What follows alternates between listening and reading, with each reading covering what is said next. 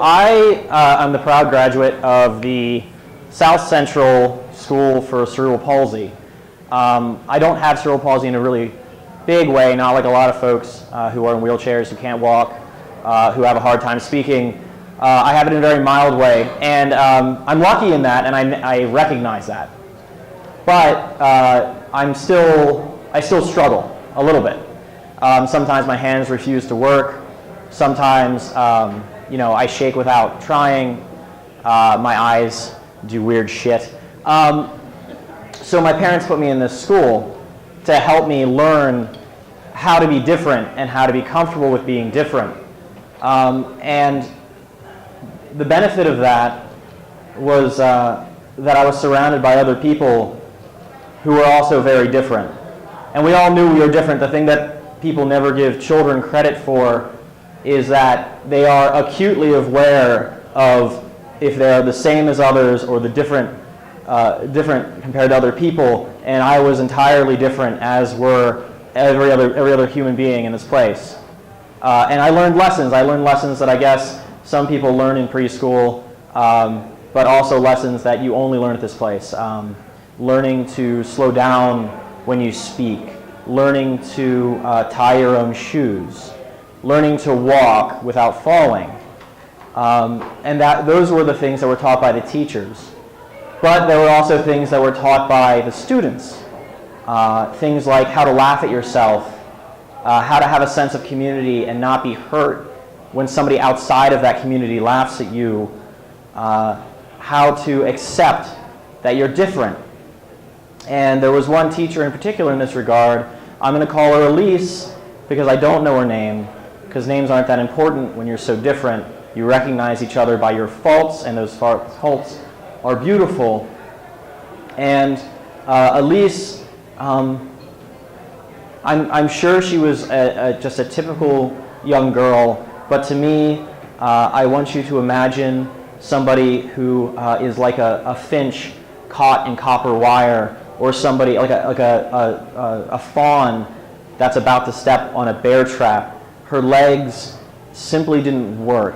She was caught in metal and gears that were supposed to somehow help her, and they never did, and even at that young age we knew they wouldn't. But her hands worked, and her arms worked, and my legs worked, so together we made a complete person, and we were very aware of that. So we became fast friends. She would help me tie my shoes, and I would help move her around whenever her legs cramped too much or the weight of the machinery on her legs was simply too much. She would write my name down because my hands shake too much to write. She would laugh and smile and make a joke of our illness and our syndromes, and that did more for me than anything that the teachers at that school could. Another thing that I learned when I was at this cerebral palsy school was that it's very easy to become angry when you realize that you will never ever be the same as other people. And I had this deep, deep anger in me. We would do stupid things like make peanut butter Play-Doh, just for the ability to move food around in a bowl in order to scoop it out, in order to shape it however you want. And I couldn't do those things. My hands wouldn't let me, my arms wouldn't let me, my brain wouldn't let me. And I'd be so filled with anger that I'd knock things off the table, and the teachers had to restrain me. And Elise would calm me down, and she'd say, "Listen, it's not a big deal. Watch this." And she'd get up on her hands, which were fine. Only her legs were deeply affected, and she'd get up on her hands, and she'd walk around on them like she was born to do it, like she was a finch released from that copper wire, like she was a fawn who managed to get away from the bear trap. She was a normal human being, a normal little girl who was having a good time and laughing and smiling. And she could see how fun it was for other people. And being a good friend, she wanted to teach me how to do the same thing. And I couldn't, because my hands are so weak and they shake, and my muscles are just completely messed up and have been from birth.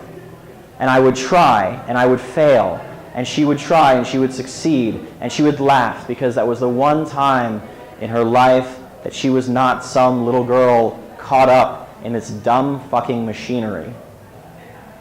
And I mistook the laughter at the freedom that she was experiencing for the laughter at me.